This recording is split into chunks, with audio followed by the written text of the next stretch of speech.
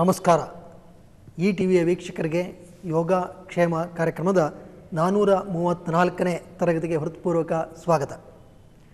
ಚತುಷ್ಪಾದ ಪೀಠಾಸನ ಭುಜದ ಕೀಲಿಗೆ ಬಹಳ ಉಪಯುಕ್ತವಾದಂತಹ ಒಂದು ಆಸನ. ಇದರ ಅಭ್ಯಾಸವನ್ನು ನಾವು ಮಾಡ್ತಾ ಬಂದಿದ್ದೆ. ಆದರೆ ಪ್ರಾಯಶಃ ಭುಜದ ಕೀಲಿನ ಆರೋಗ್ಯವನ್ನು ಸದಾ ಚೆನ್ನಾಗಿ ಕಾಪಾಡಿಕೊಳ್ಳೋದಕ್ಕೆ ಸಾಧ್ಯ. ತನ್ಮೂಲಕ ಬಹುಪಾಲು ಈ ಕುತ್ತಿಗೆಯ ಸುತ್ತಲಿರತಕ್ಕಂತಹ ಸ್ನಾಯುಗಳನ್ನು ಸಹ ಆರೋಗ್ಯಕರವಾಗಿ ಇಟ್ಕೋಬೋದು. ಅದರಲ್ಲೂ ವಿಶೇಷವಾಗಿ ಬಹಳ ಈ ಭುಜದ ಕೀಲು ಕುತ್ತಿಗೆ ಭಾಗ ಒತ್ತಡಕ್ಕೆ ಒಳಗಾಗತಕ್ಕಂತಹ ಒಂದು ಸನ್ನಿವೇಶವನ್ನು ನಾವೆಲ್ಲರೂ ಎದುರಿಸ್ತಾ ಇದ್ದೀವಿ. ಇಂದು ಬದಲಾದ ಜೀವನದ ಶೈಲಿಯಲ್ಲಿ ಈ ಭುಜದ ಕೀಲು ಮತ್ತು ಕತ್ತು ಇದು ಸಾಕಷ್ಟು ತೊಂದರೆಗೆ ಒಳಗಾಗ್ತಾ ಇರತಕ್ಕಂತಹ ಒಂದು ಅಂಗ. ಈ ಬಗ್ಗೆ ಮೊದಲಿಂದ ಸ್ವಲ್ಪ ಎಚ್ಚರ ವಹಿಸಿದ್ರೆ ಪ್ರಾಯಶಃ ಮುಂದೆ ಬರಬಹುದಾದಂತಹ ಅನೇಕ ತೊಂದರೆಗಳಿಂದ ನಾವು ಮುಕ್ತರಾಗಲಿಕ್ಕೆ ಸಾಧ್ಯ ಇದೆ. ಮೊದಲಿಗೆ ಸ್ವಸ್ತಿಕಾಸನದಲ್ಲಿ ಕೂತ್ಕೊಂಡಿರಬೇಕು. ನಂತರ ಕಾಲುಗಳನ್ನು ಮುಂದಕ್ಕೆ ಚಾಚಿ ಸ್ವಲ್ಪ ಮುಂದಕ್ಕೆ ಬನ್ನಿ. ಕಾಲನ್ನು ಸ್ವಲ್ಪ ಮಡಚಿ ಪಾದ ಸಮಾನಾಂತರ, ಪಾದ ಒಂದು 6 ರಿಂದ 8 ಅಂಗುಲ ಅಗಲ ಇರಬೇಕು. ಎದೆ ಮಧ್ಯಭಾಗ ಮೇಲಕ್ಕೆ ಎತ್ತಬೇಕು. ಹಸ್ತವನ್ನು ಒತ್ತಿರಬೇಕು. ಮಧ್ಯದ ಬೆರಳು ಮುಂದಿಕ್ಕಿನ ಕಡೆಗೆ ಇರಬೇಕು. ಈಗ ಚತುಷ್ಪಾದ ಪೀಠಾಸನದ ಅಭ್ಯಾಸ ಈಗಾಗಲೇ ಗಮನಿಸಿದ್ದೀರಾ.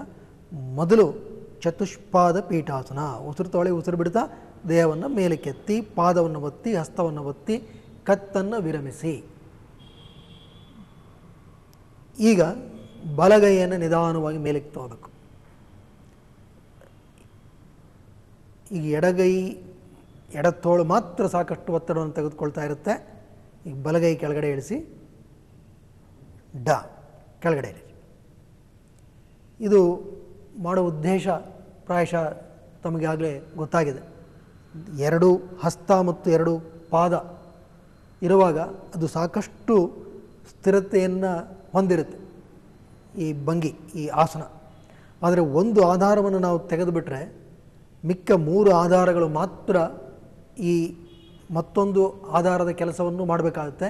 ಸ್ಥಿರತೆಯನ್ನು ಕಾಯ್ದುಕೊಳ್ಳಬೇಕಾದರೆ ಆವಾಗ ಅಲ್ಲಿರ್ತಕ್ಕಂತಹ ಇಡೀ ಸ್ನಾಯು ವ್ಯವಸ್ಥೆ ಮತ್ತಷ್ಟು ಜಾಗೃತವಾಗುತ್ತೆ.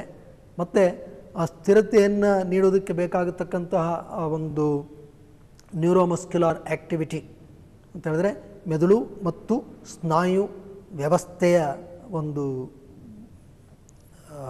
ಆರೋಗ್ಯ ಅದು ಸಹ ಸರಿಯಾದ ರೀತಿಯಲ್ಲಿ ಜಾಗೃತಗೊಳ್ಳುತ್ತೆ. ಮತ್ತೊಮ್ಮೆ ಈಗ ಉಸಿರು ತೊಳೆ ಉಸಿರು ಬಿಡ್ತಾ ಚತುಷ್ಪಾದ ಪೀಠಾಸನ ನೋಡಿ. ಈಗ ಹಿಪ್ಸಿನ ಮೇಲಕ್ಕೆ, ಪೃಷ್ಠದ ಭಾಗ ಮೇಲಕ್ಕೆ ಎತ್ತಬೇಕು. 2 ಹಸ್ತವನ್ನು ಎತ್ತಬೇಕು. ಈಗ ನಿಧಾನವಾಗಿ ಬಲಗಡೆಗೆ ತೂಕವನ್ನು ವರ್ಗಾಯಿಸಿ ಎಡಗೈಯನ್ನು ಮೇಲಕ್ಕೆ, ಸ್ವಲ್ಪ ಪೃಷ್ಠದ ಭಾಗ ಮೇಲಕ್ಕೆ. ಈಗ ಈ ಭಾಗ ಸಾಕಷ್ಟು ಜಾಗೃತವಾಗುತ್ತೆ. ಅಲ್ಲಿರ್ತಕ್ಕಂಥ ಸ್ನಾಯು ವ್ಯವಸ್ಥೆ ಸಚೇತನಗೊಳ್ಳುತ್ತೆ. ಈಗ ನಿಧಾನವಾಗಿ ಎಡಗೈಯನ್ನು ಕೆಳಕ್ಕೆ ತೆಗೆದುಕೊಳ್ಳಿ, ಕೆಳಕ್ಕೆ ಬನ್ನಿ, ನೇರವಾಗಿ ಕೂತ್ಕೊಳ್ಳಿ.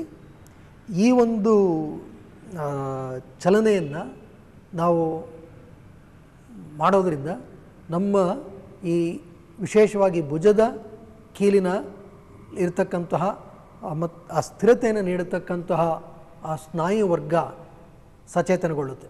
ಇಲ್ಲಿ ಅನೇಕ ವೇಳೆ ನಮಗೆ ಸ್ಥಿರತೆ ತಪ್ಪೋದಕ್ಕೆ ಕಾರಣ ಏನಂತ ಹೇಳಿದ್ರೆ ಆ ಸ್ನಾಯುಗಳು ದುರ್ಬಲ ಆಗೋದು ಮತ್ತು ಆ ಸ್ಥಿರತೆಯನ್ನು ಸರಿಯಾದ ಸಮಯದಲ್ಲಿ ಅವು ಕೊಡೋದಿಲ್ಲ.